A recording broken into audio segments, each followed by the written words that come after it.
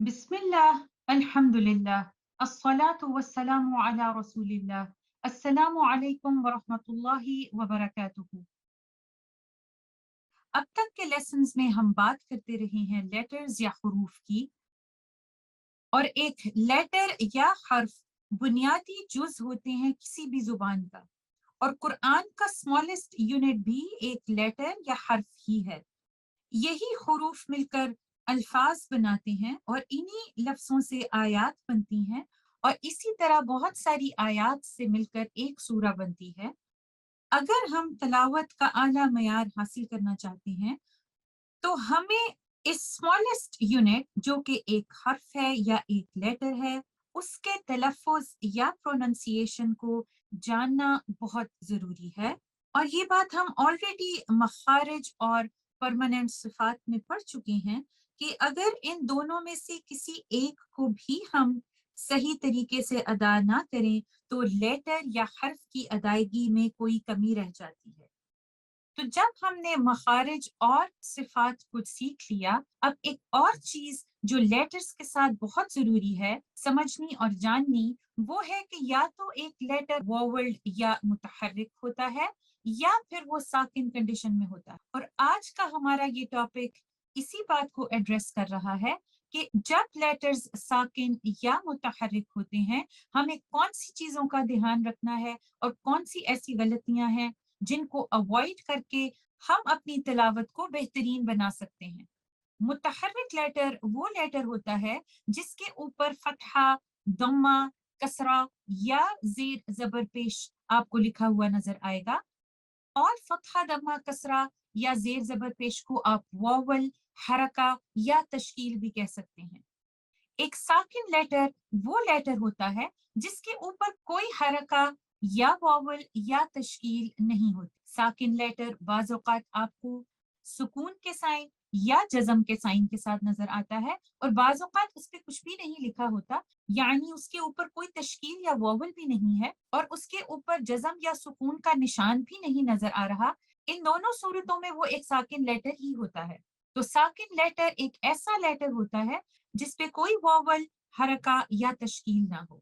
اپنی تلاوت کو بہترین طریقے سے ادا کرنے کے لیے نہ صرف مخارج اور صفات کی ہمیں ضرورت ہے، بلکہ یہ بھی بہت ضروری ہے کہ ہم یہ جانیں کہ واولڈ لیٹر اور ساکن لیٹرز کس طرح سے بنتے ہیں اور ان کی ادائیگی میں ہمیں کون سی چیزیں ہیں جن کا دھیان رکھنا ضروری ہے۔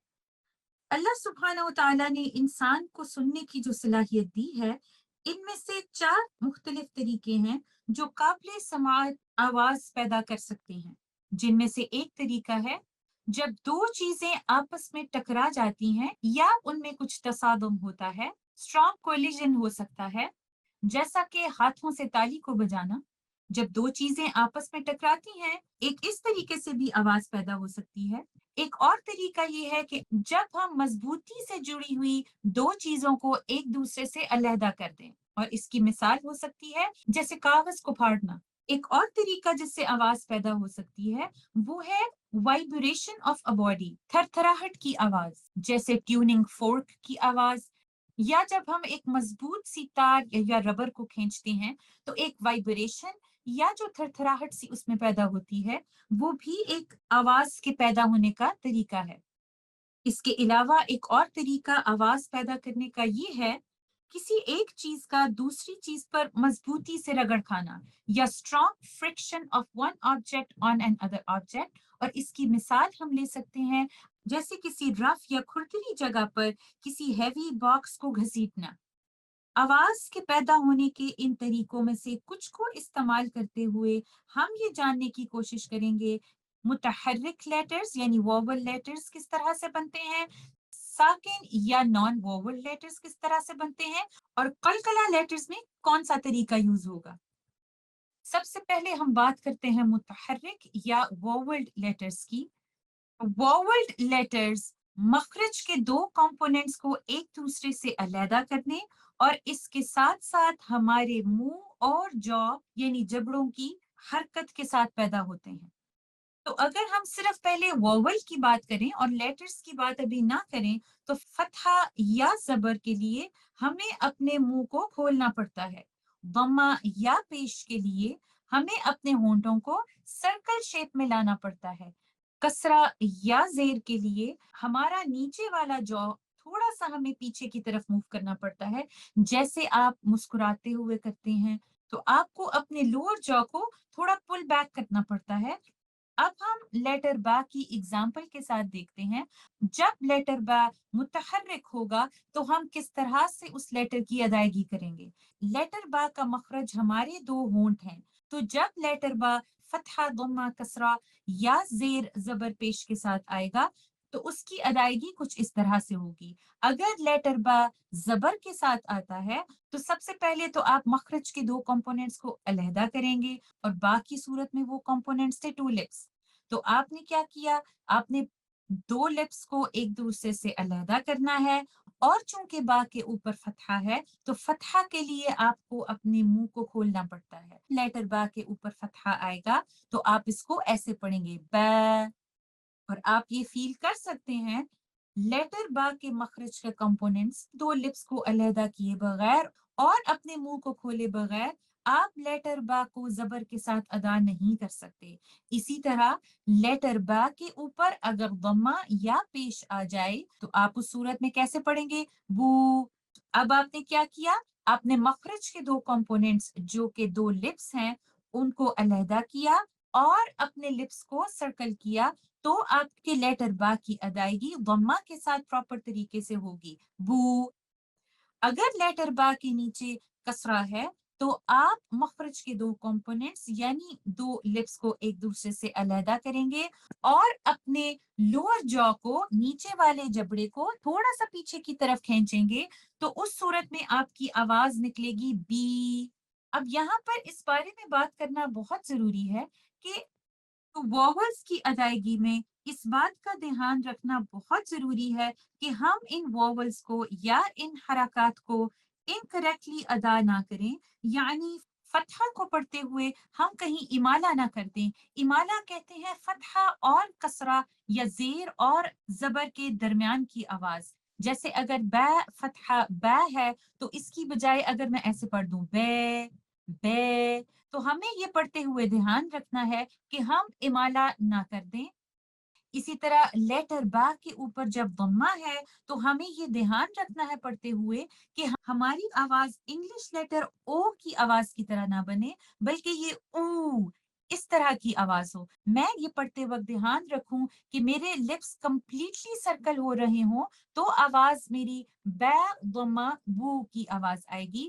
ادروائز اگر میں نے اس کو پراپر طریقے سے ادا نہ کیا تو یہ بے ضمہ بو اس طرح بھی آواز آ سکتی ہے. تو لیٹر او کو اوائڈ کیجئے. جب بھی لیٹر پہ پیش یا ضمہ نظر آئے اگر آپ اپنے لپس کو پراپرلی سرکل کریں گے تو آپ کو ضمہ کی ادائیگی میں آسانی ہوگی. اسی طرح اگر لیٹر کے نیچے زیر یا کسرہ ہے تو اس بات کا دھیان رکھیں کہ کسرہ کی آواز ای انگلش لیٹر ای کی طرح کی آواز ہو. اے اس طرح کی آواز نہ ہو. جب بھی آپ پڑھیں بے کسرہ یا بے زیر بی ناٹ بے زیر بے بے نہیں کہنا بی. تو اس کو جب آپ پڑھیں گے تو اس طرح سے پڑھیں گے بے بو بی بے بو بی. اور کس چیز کو آپ نے اوائڈ کرنا ہے؟ فتحہ کے کیس میں امالہ نہ ہو. ہم ایسے نہ پڑھ دیں بے. ضمہ کے کیس میں کمپلیٹلی سرکل کیجئے اپنے لپس اور اس کو ایسے نہ پڑھیں بو. اور کسرہ یا زیر کے کیس میں انگلش لیٹر ای کی ساؤنڈ ہو بے کسرہ بی بجائے اس کے کہ ہم اس کو بے پڑھ دیں. ساکن لیٹرز کی آواز مخرج کے دو کمپوننٹس کے آپس میں ٹکرانے سے بنتی ہے اور ساکن لیٹرز میں ماؤتھ اور جو موومنٹ نہیں ہوتی.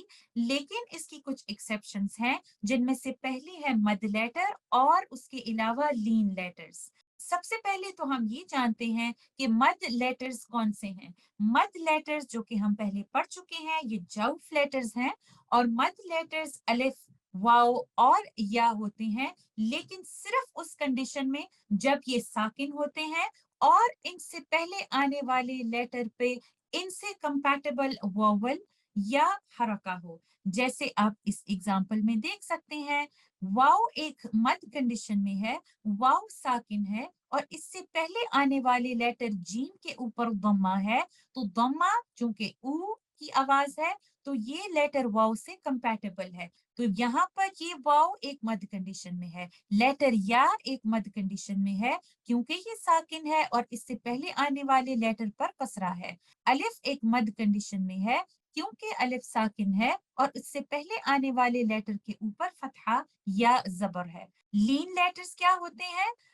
अरबी जुबान में दो लीन लेटर्स हैं, एक लेटर वाओ और एक लेटर या, और ये सिर्फ उस सूरत में ही लीन लेटर्स बनते हैं जब ये दोनों लेटर्स साकिन हो और इनसे पहले आने वाले लेटर पर फतहा या जबर हो। अगर आप इस एग्जाम्पल में देखें खौफ, तो आप देखेंगे लेटर वाओ साकिन है और उससे पहले आने वाले लेटर के ऊपर फतहा है।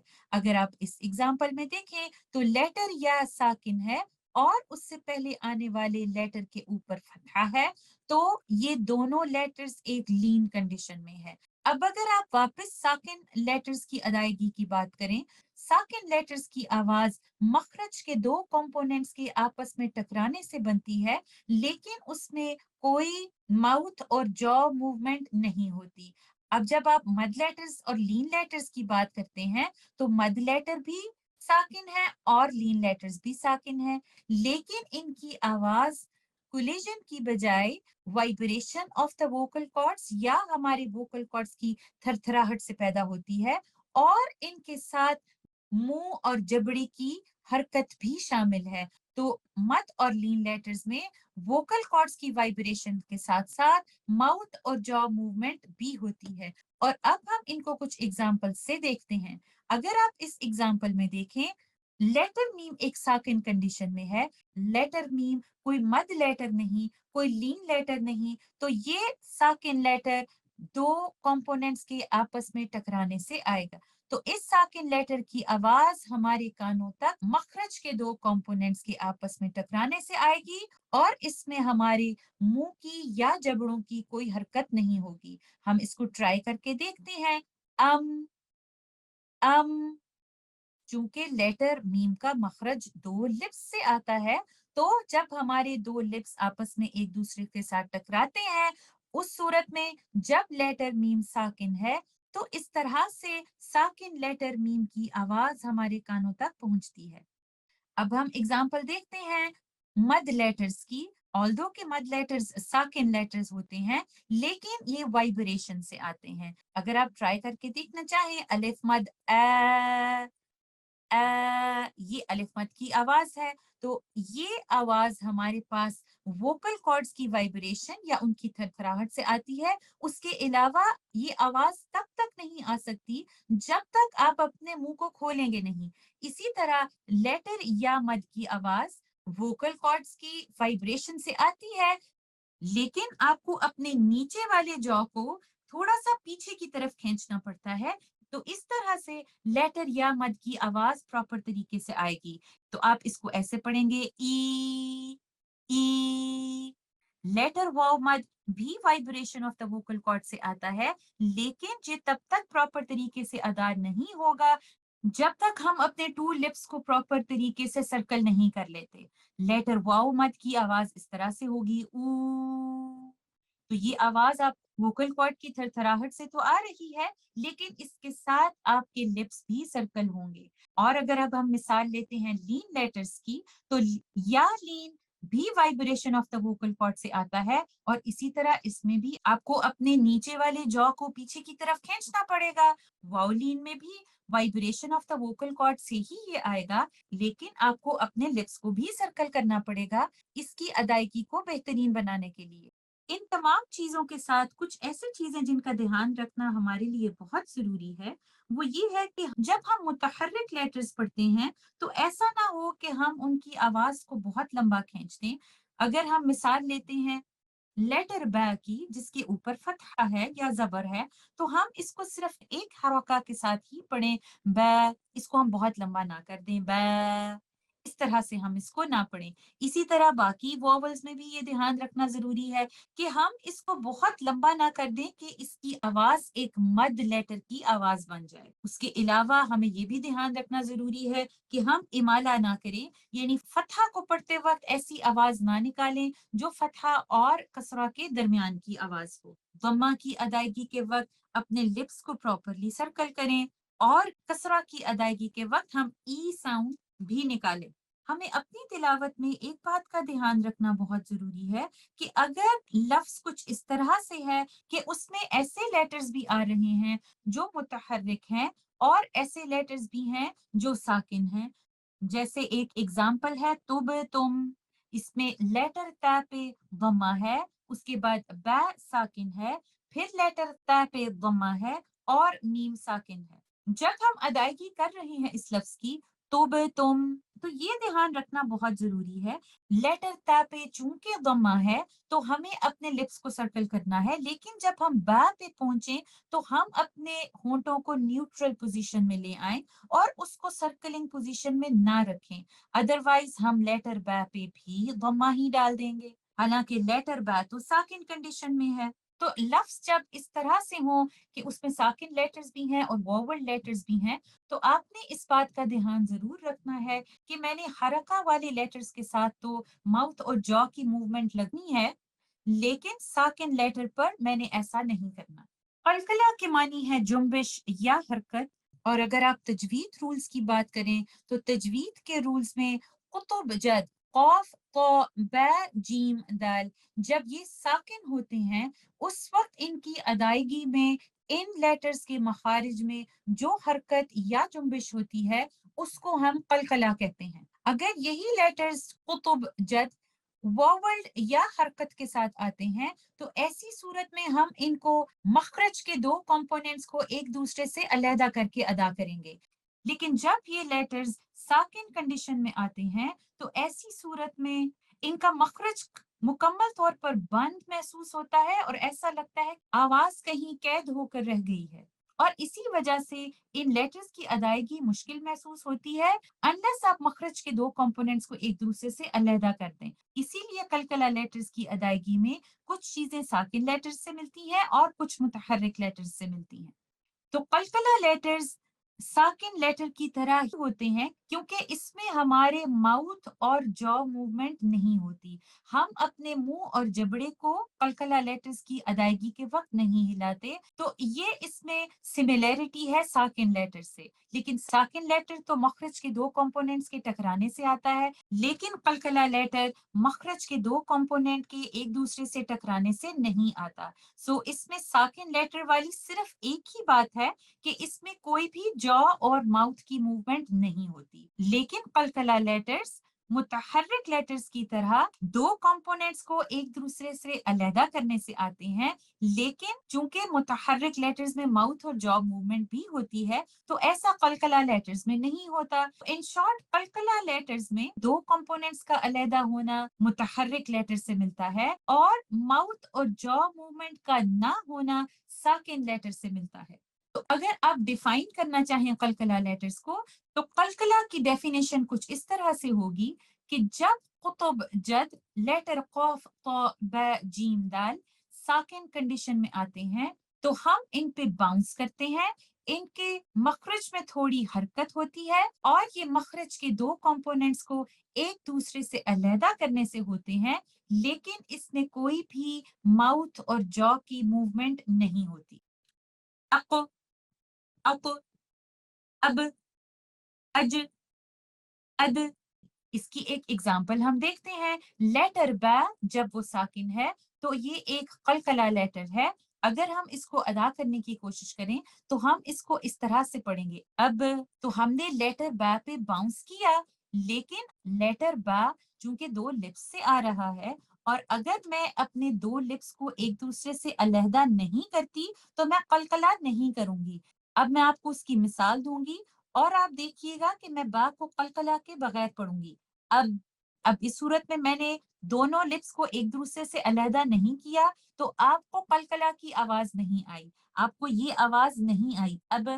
تو اس کا مطلب ہوا کہ قلقلہ تب تک نہیں ہو سکتا جب تک آپ دو کمپوننٹس کو ایک دوسرے سے علیحدہ نہ کر دیں. لیکن اگر اس میں ماؤتھ اور جو موومنٹ کو ایڈ کر دوں گی، فرض کیجئے میں نے بیک کے ساتھ ماؤتھ کو اوپن بھی کر دیا، تو اب آواز کچھ اس طرح سے ہوگی، ابا ابا.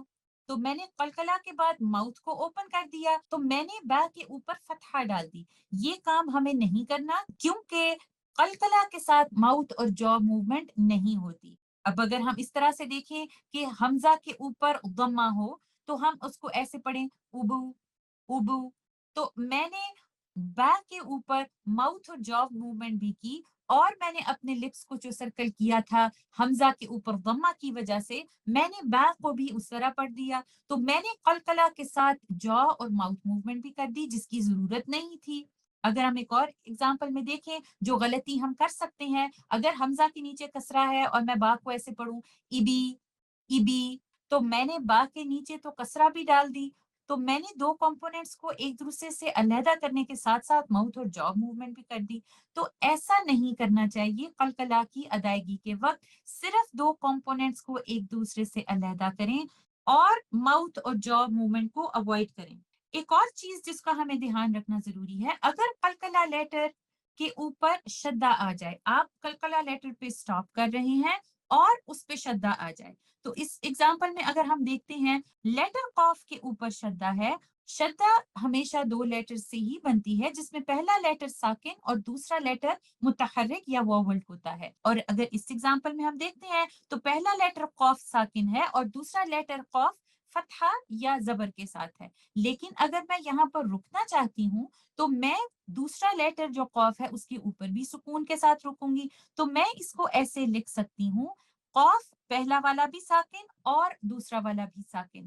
اب یہاں پر دو ساکن قاف ہیں، لیکن یہ بات یہاں پر یاد رکھنے کی ہے کہ پہلا والا ساکن لیٹر تصادم یا ٹکراؤ سے آئے گا، اور اس میں دو کمپوننٹس کو ایک دوسرے سے علیحدہ نہیں کروں گی.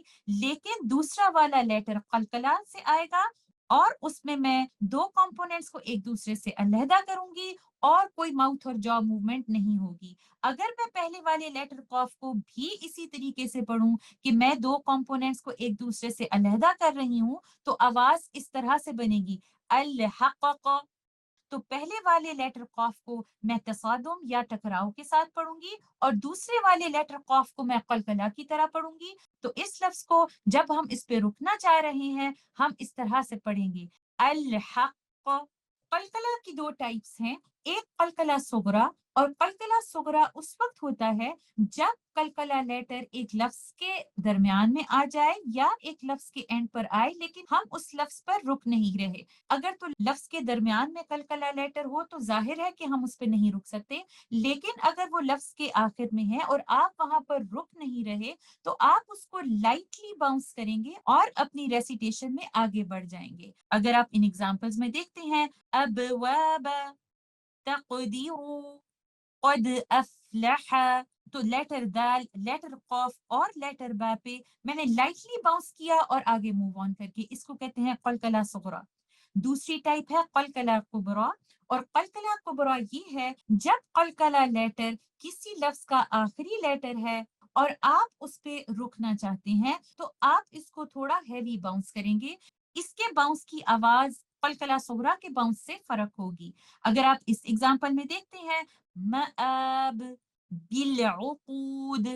اب اس ایگزامپل میں چونکہ ان کے اوپر شدہ آ گئی ہے اور میں اس پہ سٹاپ کرنا چاہ رہی ہوں، تو میں پہلے والے لیٹر قاف کو ٹکراؤ کے ساتھ اور دوسرے والے لیٹر قاف کو قلقلہ کے ساتھ پڑھوں گی، اور یہ ایسے پڑھا جائے گا الحق، اور اس کو ہم ایسے پڑھیں گے تب.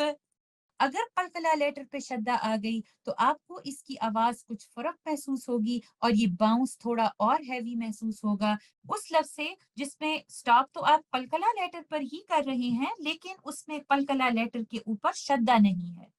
تو قلقلہ لیٹر کو پڑھتے ہوئے یہ دھیان رکھیے کہ آپ نے صرف اور صرف مخرج کے دو کمپوننٹس کو ایک دوسرے سے علیحدہ کرنا ہے، لیکن اپنے ماؤتھ اور جو کی موومنٹ کو قلقلہ لیٹرز کے ساتھ اوائڈ کیجیے. میں امید کرتی ہوں کہ یہ آپ کو سمجھ میں آ گیا ہوگا. انشاءاللہ نیکسٹ کلاس میں ہم ایک اور نیا ٹاپک سٹارٹ کریں گے. جزاک اللہ خیرن. السلام علیکم ورحمۃ اللہ وبرکاتہ.